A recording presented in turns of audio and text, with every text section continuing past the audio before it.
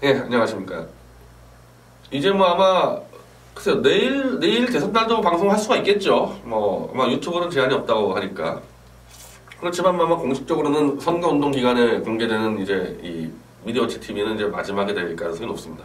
이 방송 끝나고 제가 또 바로 이제 유세장을 가야 되기 때문에. 하여튼 제가 지난 방송 때 얘기했듯이 홍준표의 줄선 보수파리들 때문에 이 음해를 막느라고 저희가 진짜 할 것들을 제대로 설명을 못한 부분이 있습니다. 그래서 제가 지난 방송 때 우리 당이 앞으로 어떻게 할지 좀 설명을 드렸는데 오늘 같은 마지막 날이니까 저는 이번 대선이 결국 기회주의 낡은 보수 세력의 심판으로 귀결될 거라고 보고 그랬을 때 과연 우리가 새로운 이제 이 정치 아니면 정책 방향 아니면 대한민국 방향 저는 이제 가급적 보수라는 단어를 좀 안 쓰려고 해요. 이번 선거 때 보수가 하도 오염돼가지고 그 단어를 저는 좀 자유통일이라는 단어를 원래 그 단어를 써왔고 그 측면에서 설명을 해보겠습니다. 우리가 언제부터 20, 30대, 40대한테 이렇게 보수라 그러면 손가락질 당하고 조롱당했는지 한번 잘 살펴볼 필요가 있습니다.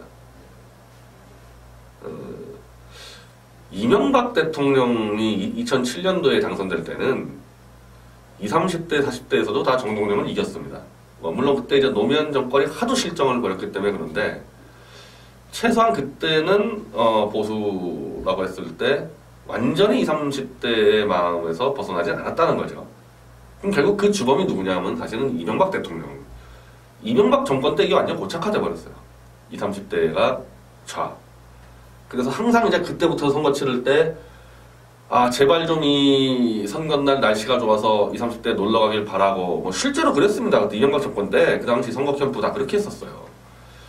이게 정말 너무 저는 그때부터 위험하다고 봤고, 그래서 20, 30대에 대한 정책적 접근들도 많이 제안했었는데, 뭐 단 한 건도 채택이 안 됐고, 결국에는 이렇게 이제 보수가 완전히 이제 사실상 괴멸까지 오는 상황이 된 거죠.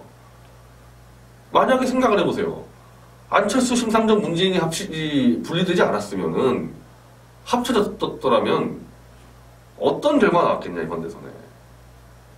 그나마 좌익이 분리가 되니까 뭐 해볼 만하다 떠들고 있는 거지. 합쳐졌으면 뭐 시작하자마자 끝난 거 아닙니까? 그리고 제가 볼 때 잘못하면 이거 뭐 좌익 영구 집권 되는 거죠. 문재인도 만약에 집권한 다음에 내각제 들어가면요. 국민의당, 정의당 내각제 하기 시작하면요. 좌익이 몇십 년 집권하는 프랑스 사태가 벌어질 수도 있는 거예요.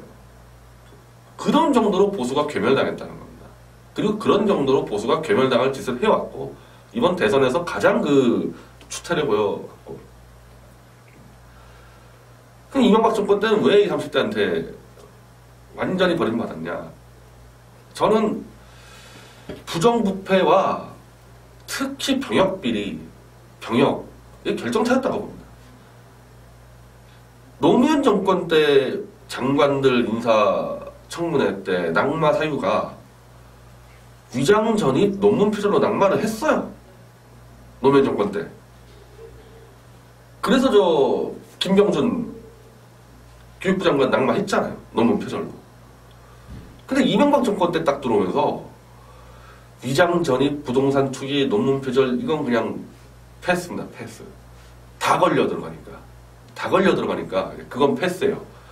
그걸 패스를 하고도 또 통과 안 된 사람들이 또 수두룩합니다. 그걸 패스하고도. 박근혜 정권도 마찬가지고 누가 봐도 분명히 이명박 정권 이후에 공직 인사의 기준이 훨씬 얕아진 게 맞습니다. 노무현 정권 때하고 잘 기사 검색을 해보십시오.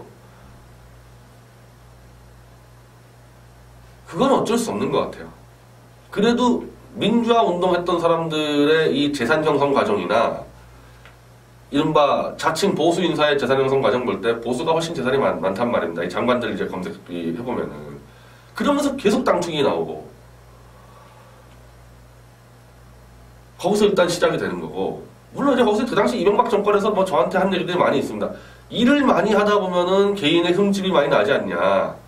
자, 근데 그게 굉장히 위험한 게, 그런 능력을 보여줘야 되거든요. 그럼 도대체 능력을 뭘 보여줬냐, 이명박 정권의 이 인사들이.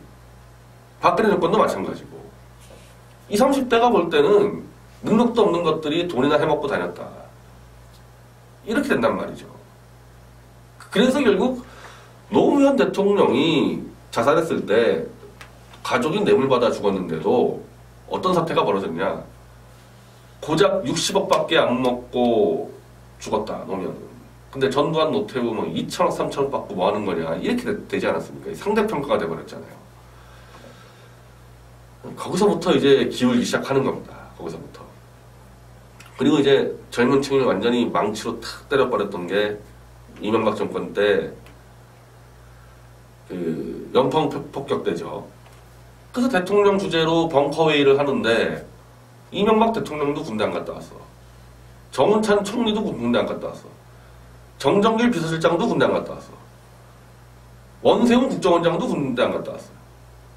이거를 국가안보사태 회의를 해야 되는 주요 지도자가 다 군대를 안 갔다 와서 뭐 20명 중에 19명이 군대 안 갔다 오고 이동관 그 당시 대변인 병장 출신 그 한 명만 갔다 왔다는데 그건 좀 과장이 됐습니다. 과장이 됐지만 대통령 비서실장, 국정원장, 총리 이건 안 가는 게 맞잖아요. 그 얼마나 손가락질 받겠습니까? 젊은 층한테. 툭 하면 안보 이 안보팔이잖아요. 요즘에도 보면 지금 무조건 안보팔아서 버티고 있는 것 같은데 안보팔이 하면서 군대는 또 안 갔다 와. 거의 끝나는 거죠. 그러니까 이제 이 보수는 20, 30대한테 말만 안보팔이 하고 뒤에서 헤쳐먹고 군대 빠지고 이렇게 찍혀 있다 이거죠. 이렇게 찍혀 있는 겁니다. 엄청나게 찍혀 있는 거예요. 그래서 이런 부분에 대해서는 보수 정치 세력일수록 완전히 더 확실해야 된다. 좀 심할 정도로 확실하게 가야 된다. 이걸 회복하기 위해서는. 그래서 저는 우리 당에서는요. 군대를 안 갔다 온 사람은 아예 주요 당직을 안 맡게 해야 되지 않을까. 당대표라든지 이런 부분에. 그 정도로 확실하게 해야 되지 않을까 그래요. 우리 당에서는. 다행히 조원준 후보는 하사관 졸업입니다. 하사관 제대예요. 그리고 지난번 방송도 말씀드렸지만은 병역에 대해서는 본인이 안 가든지 공익을 갔다 왔든지 자식이 안 가든지 공익 갔다 왔으면 다시 전수검사 해가지고 확실하게 안 갔다 온 이유를 검증을 받도록 하겠다. 우리 당에서는. 그래서 이 병역대에서만큼은 완전히 클린 정치 세력으로 만들겠다. 그런 정도로 하지 않으면 이거 회복이 안 된다는 겁니다. 그 대신에 저희 당 정책은 그 대신에 이제 저희 당 정책에서 원래 이것도 발표를 못했는데 군 가산점제를 부활하기 위해서 헌법재판소에서 위헌 판결 내렸단 말이에요. 군 가산점제에 대해서. 그래서 이거는 부활하겠다 그러는 거는 다 허언입니다. 헌법재판소를 피해갈 수 있어야 되거든요. 피해가려면요. 여성에 대해서도 한 5만 명 정도 자원에서 사병으로 입대시켜야 됩니다. 그래야지 군 가산점제가 가능해요. 근데 그러려면은 자원에서 한 5만 명을 입대를 시키려고 하면은 그냥은 안 오겠죠. 월 100만 원 정도는 급여가 나와야 됩니다. 그러면 여성만 줍니까? 안 되죠. 다 줘야죠. 60만 장병을. 60만 장병에게 월 100만 원 정도를 주려면은 연 5조에서 6조 원 정도가 더 들어가죠. 연 6조 원 정도가. 그 6조 원 쓰겠다는 겁니다. 그럼 6조 원 어디서 나오냐? 본 국방부에서 나오는 게 아니라 쓸데없는 20대 복지. 저는 가장 쓸데없는 복지가 반값 등록금이라고 보는데 반값 등록금은 20대 병사들의 당연히 줘야 될 노동력에 대해서 국가가 착취하고 그 돈 가지고 빼서 나눠주는 겁니다. 일단 모든 20대에 대한 복지는 군인 사병에게 갖다 가고 돈이 남은 거 가지고 복지를 해야 돼요. 우선순위가. 그렇게 바꿔야 됩니다. 자, 그렇게 하면은 여성들이 한 5만 명 정도가 이제 군에 사병 입대하면은 군가산점 문제는 바로 풀립니다. 그건 바로 풀려요. 그건 이제 위헌을 피해가거든요. 그 위헌된 이유가 여성은 군대에 갈 수 없는데 이렇게 점수 주면 되냐. 근데 이제 군대를 가게 만들어내면은 군대 가면 돼요. 그리고 아마 이제 여성들은 국가 지도자가 될 사람들은 다 가야 될 겁니다. 그 공무원 시험도 시험이지만은 갈 수 있는데도 안 가고 난 정치 지도자가 될래? 이거 안 될 겁니다. 그럼 기존의 이 잘못된 페미니스트들 아마 혼비백산할 거예요. 우리 이제 그 정책을 내놓겠다. 대선 이후에. 그 지난번 말씀드렸듯이 논문 표절도 4급 이상 공무원들은 다 전수검사한다. 그래서 지금 대학이 하는 게 아니라 교육부 산하에 논문 표절 검증 센터를 만들어서 철저하게 검증해서 다 클린 논문 표절. 자, 이런 정도로 하면요, 우리 당에 뭐 부동산 투기니 위장전입니 이런 사람 들어올 수가 없어요. 들어올 수가 없습니다. 자, 그러면 일은 누가 하냐? 이런 문제를 잘 안 걸리는 쪽이 젊은 층일수록 안 걸리죠. 그럴 수밖에 없잖아요. 사회가 점점 투명화됐기 때문에. 저는 그냥 쓸데없이 60대, 50대 이미 다 이 부정부패 걸린 사람들을 우리 당에 끌어들일 필요 없이 여기에 안 걸리는 30대, 40대 인재들을 넣으면 됩니다. 그럼 돼요. 그럼 걸릴 사람 없잖아요. 그렇게 해서 완전히 이 새로운 모습을 보여줘야지 20, 30대 접근이 가능하지. 지금 이 구태를 데리고 어떻게 이게 가능하겠냐는 겁니다. 홍준표 가지고 무슨 20, 30대 표를 넣었습니까? 30대 보니까 홍준표 뭐 10% 이러는데 지지율이 30대에서. 자, 그리고 그러면 이 새로운 자유통일 세력의 전통 지식 기반은 어디가 될 거냐? 기존의 낡은 보수냐? 저는 이것도 바뀌어야 된다고 봅니다. 우리 핵심 지지층은 어디가 되냐면은 600, 700만 정도의 자영업자 플러스 벤처 창업가. 여기가 우리 핵심 지지층이 돼야 돼요. 그럼 우리의 경제정책은 어떻게 되느냐? 모든 경제정책은 세상에서 가장 창업하기 좋은 나라로 만드는 그 정책으로 가야 되는 겁니다. 그렇게 해야지 우리 안정적인 지지 기반이 맞고, 제가 완전히 객관적 조사는 아니지만은 우리 태극기 집회에 자주 나오고 이 당에 열심히 일하는 분들 되게 자영업, 근데 좀 큰 규모의 자영업, 영세 자영업은 좀 바쁘니까 못 나오잖아요. 좀 큰 규모 자영업이 상당히 많습니다. 그게 지지 기반이 돼서 그럼 이제 청년 창업가까지 포괄되는 거죠. 이러면 대기업하고도 분명히 달라집니다. 지금 자유한국당이요, 재벌도 아니고요. 제가 볼 때는 재벌 하수인들과 뒤엉켜 있습니다. 재벌 하수인과 뒤엉켜 있어가지고 엄밀히 말하면 재벌의 이익 제대로 대변도 못해요. 사실은 영세 자영업과 재벌 대기업이 엄청난 차이가 있어가지고 대기업과 영세 자영업이 이익을 뺏고 빼앗기는 관계로 보는데 그렇지가 않습니다. 대기업도 기업이고요, 영세 자영업도 기업입니다. 창업하기 제일 좋은 나라 만들어 놓으면요, 대기업이 나쁠 게 뭐가 있습니까? 대기업도 산하에 얼마나 많은 창업들을 하게 돼 있는데. 단지 국가의 능력에는 한계가 있어요. 선택할 수밖에 없습니다. 지금까지 무슨 중소기업을 위하는 정책을 한다 그러면은 대기업에 이 납품하는 중소기업, 이거 굉장히 잘 나가는 기업들입니다. 삼성전자에 납품하는 중소기업들, 하청업체들 막 조단이 넘어가는데 한두 군데가 아니에요, 매출이. 쓸데없이 그 잘 나가는 이 대기업, 하청, 중소기업과의 상생관계 한다고 국가 에너지를 다 갖다 써버렸어요. 그거 별 효과도 없는데.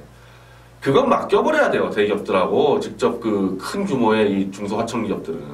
그거 신경 쓰지 말고 85%의 독립중소기업이 있어요. 독립중소기업. 대기업과 관계없는 기업. 이 기업들을 대기업으로 키워나가고 영세 자영업을 대규모 영세 자영업으로 키워나가고 정책을 엿다가 다 써야 된대요, 여기다가. 그럼 한번 생각해보란 말이에요. 박근혜 정권이든 이명박 정권이든 노무현 정권이든 중소기업 지원책만 냈다 하면 전부 다 대기업과 상생입니다.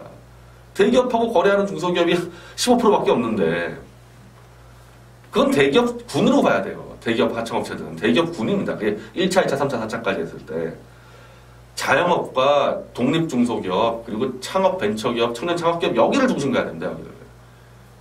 그리고 그거 수두룩히 할 수 있습니다. 이게 좀 마인드만 돼 있으면요, 그 대통령이 진두지휘 해가지고요, 얼마든지 해낼 수 있습니다. 대통령 자체가 창업전사가 돼서 돌아다니면서 그거 뛰면요, 충분히 가능합니다. 근데 여기서 제가 한 가지 팁을 드리면은, 모든 또 이 창업정책의 문제가 창업 개수를 채우는데 급급하다. 오세훈 서울시장이 서울 벤처 창업센터 만들어가지고 600개의 창업기업을 만들었다 홍보했지만은 임기 끝날 때중에 한 500개가 다 망했단 말입니다. 창업 개수를 자꾸 국가 정책의 성공으로 사례 삼으면 안 되고, 창업은 각자 알아서 하게 내버려둬요. 내버려 두는데, 그거를 상호 경쟁을 통해서 일찌감치 경쟁력 있는 기업을 잡아가지고 확 끌어올려버려야 되는 거거든요. 이게 박정희 정권에서 하시는 기업 키운 방식이거든요. 몇 개를 그냥 거점을 해가지고 확 키워버리는 거예요. 그럼 그 큰 기업이 또 주변에 하청을 키웁니다. 고만고만한 게 내버려 두면요, 가다가 같이 다 같이 무너져요. 이걸 근데 선별하는 방법이 굉장히 중요한데, 박정희 대통령 같은 경우는 외화 수출 가지고 선별했듯이 선별하는 객관적 기준 충분히 있습니다. 그래서 기업 지원을 연차별로 지원을 해야 돼요. 지금은 규모가 작은 기업, 중소기업 하면 뭐 50인 이하 이래가지고 규모가 작으면 지원하잖아요. 그러니까 기업 성장을 안 하죠. 규모가 작을수록 더 지원이 많이 들어오는데.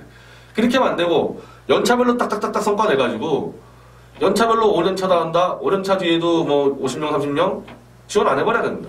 그렇게 되면은. 연차에서 3년차부터 몇십 개 기업을 확 크게 튀어주고 그 기업이 끌고 나가도록. 저는 그렇게 하면은 자영업들도 분명히 성과가 있을 거라고 봐요.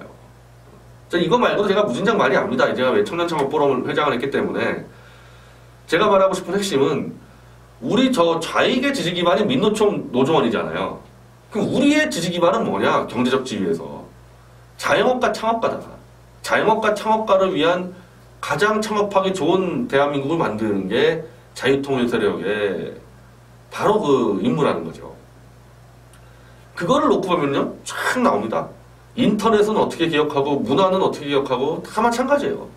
인터넷 기업, 포탈 독과점으로 창업이 안 돼요. 포탈 독과점으로. 포탈 저거 그냥 그대로 해체시켜버려야 됩니다. 미국이 마이크로소프트 해체시켜버렸듯이 포탈 저거 분할시켜버려야 돼요. 검색과 언론하고 블로그 다 분할시켜버려야 됩니다. 저거. 그렇게 하면 이제 미국처럼 이제 구글식 이제 경제체제가 돼가지고 구글 하나로 10만 개가 창업이 되고 미국은. 한국은 네이버 하나로 10만 개가 기업이 죽어가는데 어떻게 경제가 살겠습니까? 그렇게 해나가야 되는 거죠. 문화요? 문화 마찬가지입니다. 문화도 저거 지금 극장부터 배구까지 엉망진창돼 있는데 저기도 그냥 칼 내가지고 다 깔끔한 구조조정해서 문화벤처 나올 수 있도록 해야 되거든요. 그것도 사실 정책들 제가 법안까지도 갖고 있는 것도 많이 있어요. 연예기획사 개혁 법안도 가지고 있고. 이런 식으로 지금 이 청년 창업가들이 자꾸 느는 이유가 있잖아요. 대기업과 공기업이 더 이상 취업을 못 받아주기 때문에 애들이 창업을 하는 겁니다. 분식집을 창업을 하든 인터넷 창업을 하든. 우리가 20, 30대 표를 얻는다? 20, 30대 누구의 표를 얻을 겁니까? 20, 30대 그 언론사 기자들 표를 얻을 거예요? 20, 30대 무슨 민노총 조합원 표를 얻을 겁니까? 마찬가지입니다. 20, 30대도 창업가의 표를 얻는 거죠. 그리고 그 창업하는 사람들은 영향력이 있잖아요. 직원들이 있으니까. 그래서 얼평하는 거거든요. 그러면 지금 이 자유한국당이나 이 보수파리들 전경련에 빌붙어가지고 전경련이 주는 정책에 갖다 읽어대는 자들 도저히 안 되죠. 도저히 20, 30대에 근접할 수가 없죠. 대기업에 취업하는 애들 몇 명이나 있다고요. 글로 들어가서 뭘 합니까? 이번에도 자유한국당 총선 때 비례대표에 3명이나 전경련 시다발이 들어왔습니다. 전경련 시다발이 3명 들어갔어요. 저기 전희경하고 저 김종석 씨하고 신보라하고 저러놓고 무슨 20, 30대하고 뭘 소통을 합니까? 저렇게 놓고. 그러니까 지금 이게요, 우리가 단지 지금 탄핵에 대한 입장 차이로 갈라선 건 아닙니다. 최소한 제 입장에서는. 안 되는 거예요. 저 정당으로는 도저히 부정부패도 안 돼, 병역 저거 할 리도 없고, 논문 표절 저거 할 리도 없고, 지금 제가 말씀드린 대로 정말 이 광범위한 대한민국 창업자 집단과 이 같이 교류할 수도 없고, 아무것도 안 되는 거고, 오직 할 줄 아는 거는 보수파리, 안보파리. 저거밖에 없어요. 저건 이제 시대 뒤편으로 물 건너 갈 겁니다. 사실 이것들 제가 정책들 다 준비한 게 많이 있었는데, 뭐 발표할 기회가 없었습니다. 음해들 막느라고. 그러나 대선 이후에 보십시오. 대선 이후에 우리 어쨌든 조원진 의원, 삼선 의원이 있기 때문에 입법 발의는 얼마든지 할 수 있습니다. 그리고 저 정당이 무슨 정책 토론 같은 거 하는 거 봤어요? 지금 저런 정당들이. 우리 당은 정말 일주일에 뭐 3회 이상씩 수시로 국회나 지역에서 정책 토론회, 대한민국 방향 토론회, 자유통일, 특히 우리는 자유통일 내섰기 때문에 통일 토론에 수많은 포럼을 열 겁니다. 이 전국과 이 국회에서. 그리고 수시로 대한문에서 집회를 열 거고, 완전히 살아있는 정당.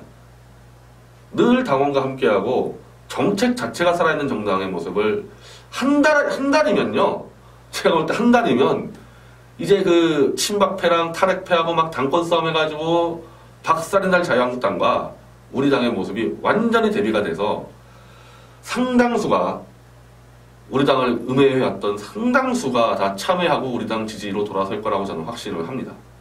얼마 남지 않았습니다. 그래서 그 비전을 믿고 우리 당을 내일 6번 조원진 후보에게 투표해 주시기 바랍니다. 감사합니다.